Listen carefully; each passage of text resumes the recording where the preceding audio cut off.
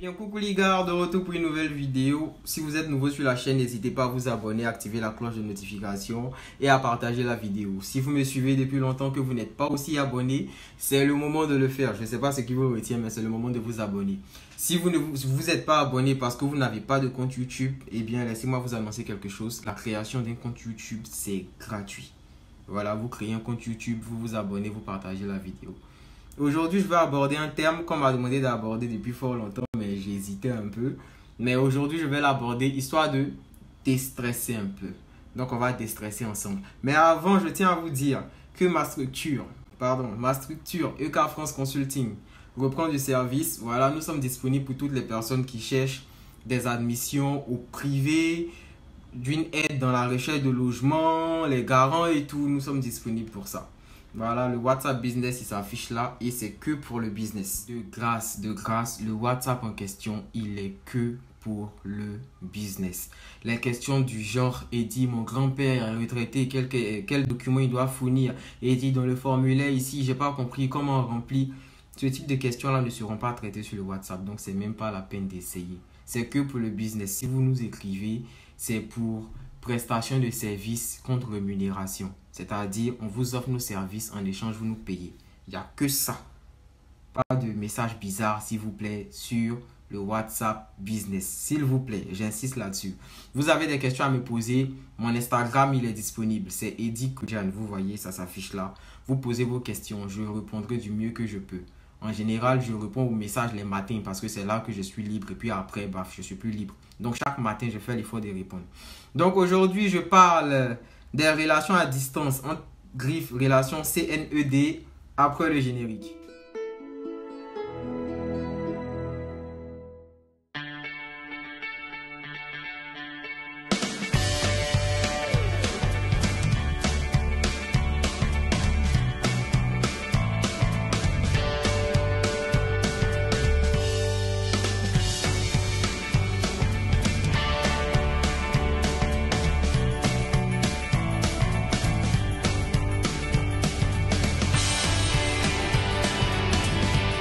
De retour. Alors, aujourd'hui, la question à 100 000 €, c'est est-ce que les relations à distance marchent? Les relations à distance avec nos soeurs ou nos frères qui sont restés au bled. Excusez-moi du thème bled. Mais bon, moi, je ne comprends pas les gens parce qu'ils viennent ici, ils font 2 semaines net. Ils ont fait 2 semaines en France, ils commencent à appeler le pays le bled. Donc, finalement, nous, tout ça nous contamine. Donc, est-ce que les relations à distance avec des conjoints qui sont restés au pays, est-ce que ce type de relation-là marche quand on est en France? Eh bien, laissez-moi vous dire que oui, ce type de relation marche. Et souvent, ça aboutit au mariage. Bien souvent, ça aboutit au mariage. Et c'est prouvé.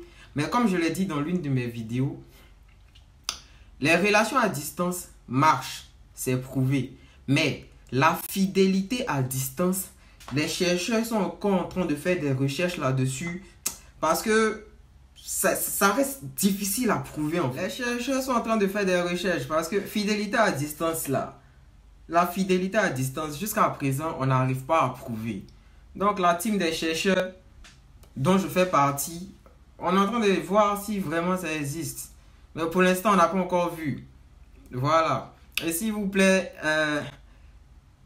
souvent, l'infidélité dans les relations à distance, ça arrive. Et excusez-moi de ce que je vais dire, sûrement ça va choquer certaines personnes, mais c'est tout à fait, c'est normal, c'est quelque chose de normal.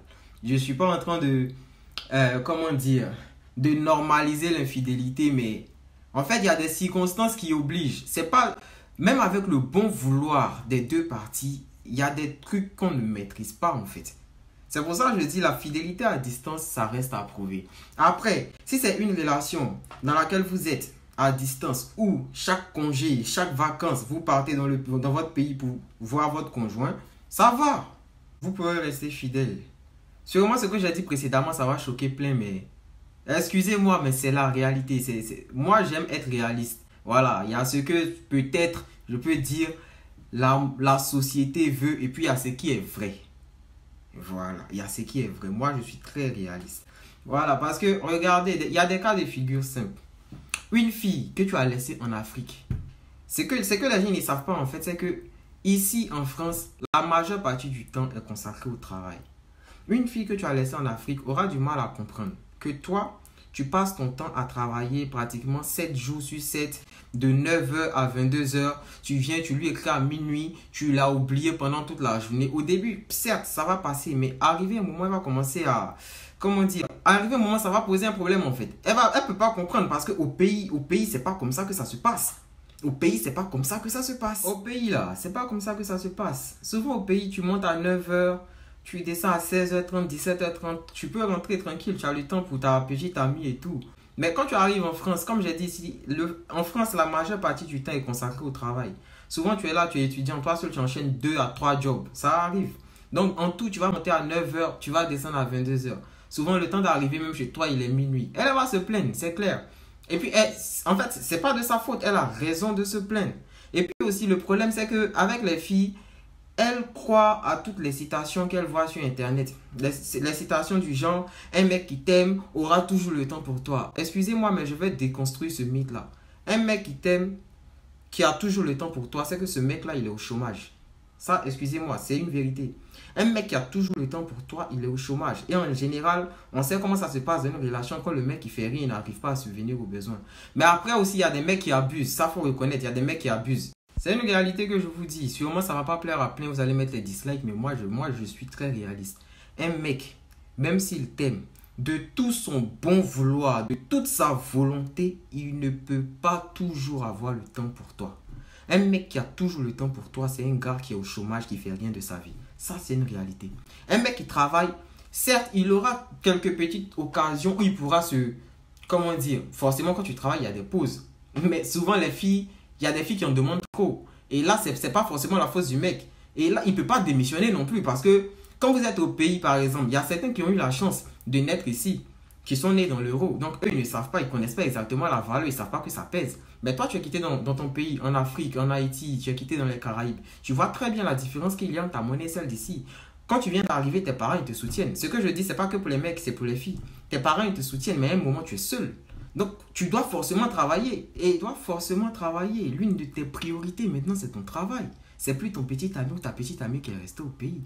Du coup, la petite amie en question qui est restée au pays, elle va se sentir abandonnée. Et comme je le dis, il y a des trucs qui arrivent, on appelle ça des cas de force majeure. C'est pour ça que je dis, l'infidélité, quand ça arrive dans une relation à distance, moi je dis, dans la majeure partie des cas, c'est quelque chose de normal. C'est pas que ces personnes-là ont voulu, mais ce sont des situations qui se posent. Voilà. La femme, on sait, elle a besoin d'affection. Et c'est même pas que la femme. Les garçons aussi. Et souvent, il y a ton corps qui demande des trucs. Voilà. De tout ton bon vouloir.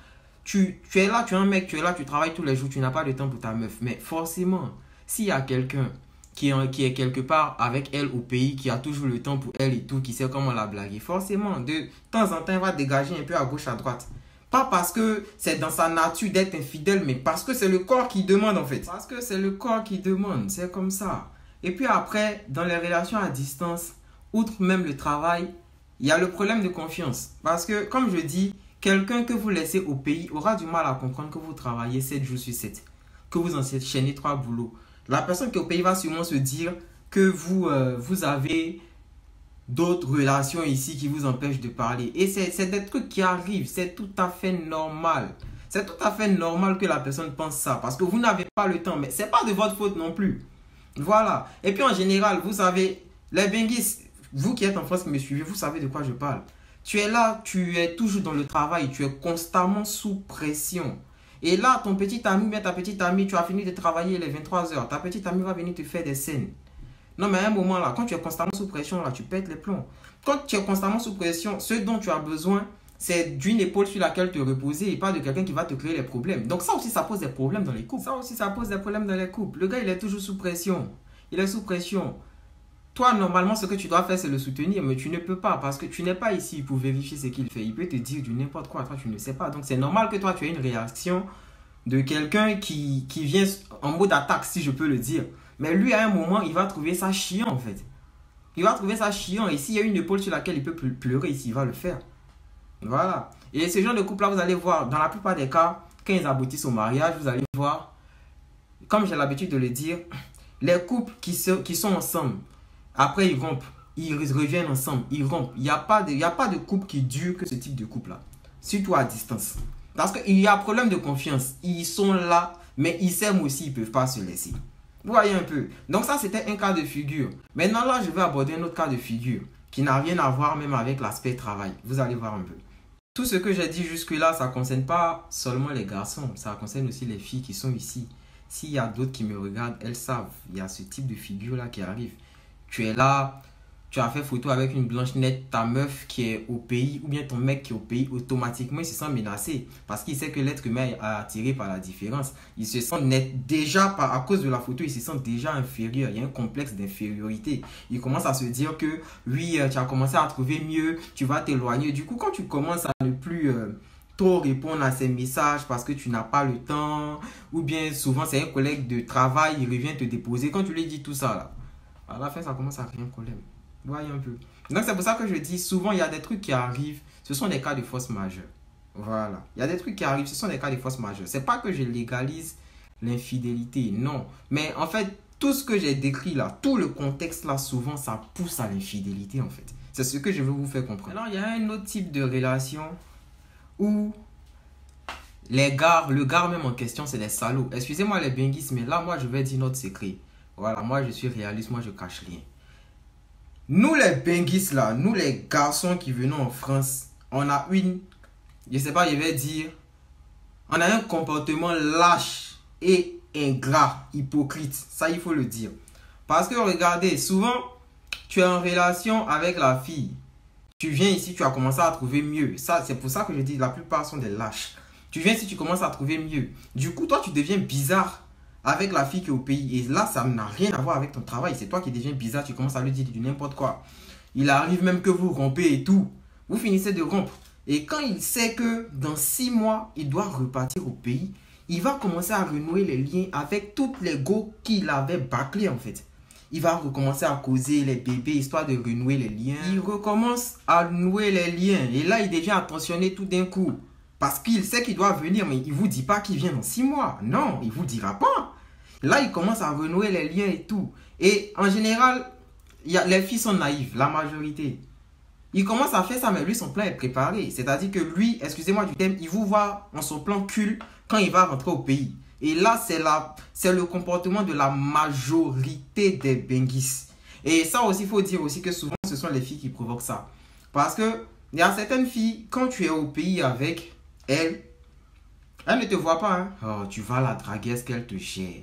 Elle ne te regarde même pas. Même souvent, même, tu es en relation avec elle, tu te demandes, mais est-ce que vous êtes en relation? Parce que même drogue, on ne cache pas comme ça. Elle cache la relation, qu'au vivant bien, vivant caché. Mais quand tu arrives en France, là, un coup comme ça, oui, mon bébé, tu es en statut. Genre, parce que tu es en France, on commence à t'aimer un coup, on commence à être fier d'être avec toi. Parce que tu es en France, maintenant, 1, 2, 3, tu es dans son statut. C'est-à-dire que pour elle, tu es devenu une sorte de sujet de buzz. C'est-à-dire que maintenant, elle pourra dire à ses amis que, ouais, moi, j'ai mon chéri, il est en France, il est en France, il est comme si. Mais excusez-moi, femme qui, moi, me fait ça, quand je rentre, c'est mon goupin parfumé, glacé, puis je dégage. C'est comme ça. C'est comme ça que ça se passe. Et en général aussi, c'est ce que les benguis y font. Quand on est là-bas, elles ne font rien avec nous. Non, elles se foutent de nous. Mais lorsque tu arrives ici, parce que tu es en France, l'amour, ça augmente dans le cœur. 1, 2, 3, tu es en statut. 1, 2, 3, tu es... Voilà, donc souvent là, c'est pour ça que je dis la plupart des benguis qui sont ici, on a un comportement lâche, ingrat et hypocrite. C'est le type de fille dont je parlais tout à l'heure qui commence à t'aimer parce que tu es en France. Moi, je le dis clairement, elle le mérite qu'on le fasse ça. Mais après là, parmi les filles là, il y a certaines avec qui on était déjà en relation depuis le pays. Hein? On est arrivé ici parce qu'on a vu les métis et tout. On a laissé. On sait que ce type de filles là, ce sont des filles bien. Hein? Mais on rompt la relation et comme on sait qu'on va repartir dans 6 mois, on commence à renouer les liens juste parce qu'on veut vider notre libido, notre vessie, arriver en Côte d'Ivoire. Donc, ces gens de filles-là, ces filles-là, pardon, elles deviennent en quelque sorte nos plans cul. C'est un comportement méchant. Et ça, c'est la plupart des benguis. Les filles là, sortez de la naïveté. Sortir avec un benguis là, ça ne veut pas dire que tu as réussi dans la vie. On sait qu'il y a plein de SDF ici. Ils font 10 ans pour pouvoir avoir papier. Tu les vois, ils vendent maïs à Châteauroux. Là-bas, tu les vois dans les ventes porc et tout. Ils sont là. Ils n'ont pas les papiers. C'est Ils sont là. On sait tous ici, là, comment on vit. Voilà. On sait comment on vit. Donc, sortez de la naïveté. Ne laissez pas un statut vous influencer. Ne laissez pas un statut vous influencer. Benguis, si Benguis sont piqués, c'est-à-dire que sont galérés ici, là, c'est versé. On est là, on voit au Sékou populaire. Quand tu vas au Sékou populaire, là, la plupart, ce sont les Noirs. Mais il ne faut pas voir leurs photos sur Internet, sur Instagram. Tu as dit que, ouais, ce sont les stars. Mais on est ici, on voit, on sait comment on vit. Donc, ne laissez pas un statut vous influencer. Parce que c'est ça, en fait, qui fait que les gars, ils abusent de votre naïveté. Ils sont ici... ils sont bizarres, mais juste parce que à cause du style vestimentaire, parce qu'en général, quand on est en France, le style vestimentaire est un peu différent de quand on est au pays et tout. On arrive, le simple fait qu'on dise non qu'il est quitté en France là, vous êtes là, sortez de la naïveté les filles, hein? Sortez de là. Parce que les gars là, ils abusent de vous. La plupart, ils veulent même pas vous marier. Vous êtes juste une distraction. Sortez de ça, hein? Sortez de ça, hein? Sortez de ça. Quand ils parlent, ça m'énerve parce que c'est le comportement de plein de personnes. Voilà. Et puis c'est... On ne sait jamais, même quelqu'un peut abuser de ma soeur qui est quelque part en Côte d'Ivoire. Voilà. Vous aussi qui abusez de la naïveté des filles là, sachez que quand vos soeurs sont au pays là, il y a quelqu'un aussi, elles peuvent causer quelqu'un qui est en France aussi qui va partir juste à cause de son statut, il va coucher avec elle, les prendre comme des plans cul et puis se retourner ici, se foutre d'elle comme du n'importe quoi. Pensez à ça. Garçon infidèle, garçon qui n'est pas sérieux là, son premier enfant là, c'est toujours fille. Même si ce que vous faites là, on ne fait pas à vos soeurs, on va faire ça à votre enfant. Donc, pensez au karma. Hein? Voilà, je crois que je suis un peu sorti du contexte, mais mon cœur était un peu chaud, quoi. Vous voyez, non? Il était un peu énervé, donc il fallait que je verse tout. Il m'a arrêté là pour aujourd'hui pour ne pas être trop long. Si vous voulez une partie 2, dites-le en commentaire, je ferai la partie 2. EK France Consulting, Eddie Kodian sur Instagram, Eddie Kodian sur Facebook. Abonnez-vous, WhatsApp Business, on est ensemble.